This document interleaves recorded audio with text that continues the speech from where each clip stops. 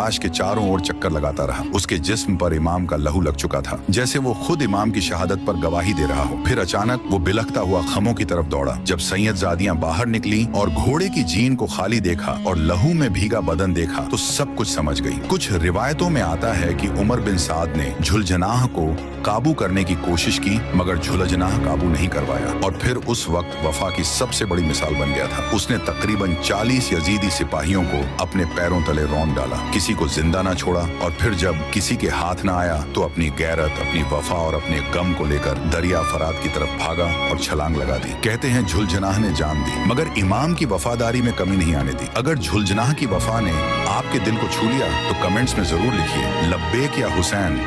Karbala के मैदान में जब इमाम हुसैन शहीद हो गए तो उनका वफादार घोड़ा झुलझनाह वहीं निढाल होकर गिर पड़ा। वो इमाम की लाश के चारों ओर चक्कर लगाता रहा। उसके जिस्म पर इमाम का लहू लग चुका था, जैसे वो खुद इमाम की शहादत पर गवाही दे रहा हो। फिर अचानक वो बिलखता हुआ खमों की तरफ दौड़ा। जब सैयदजादियां बाहर निकली और घोड़े की जीन को खाली देखा और लहू में भीगा बदन देखा तो सब कुछ समझ गई। कुछ रिवायतों में आता है कि उमर बिन साद ने झुलझनाह को काबू करने की कोशिश की, मगर झुलझनाह काबू नहीं करवाया और फिर उस वक्त वफा की सबसे बड़ी मिसाल बन गया था। उसने तकरीबन 40 यजीदी सिपाहियों को अपने पैरों तले रौंद डाला, किसी को जिंदा ना छोड़ा और फिर जब किसी के हाथ ना आया तो अपनी गैरत, अपनी वफा और अपने गम को लेकर दरिया फरात की तरफ भागा और छलांग लगा दी। कहते हैं झुलझनाह ने जान दी, मगर इमाम की वफादारी में कमी नहीं आने दी। अगर झुलझनाह की वफा ने आपके दिल को छू लिया तो कमेंट्स में जरूर लिखिए लब्बैक या हुसैन।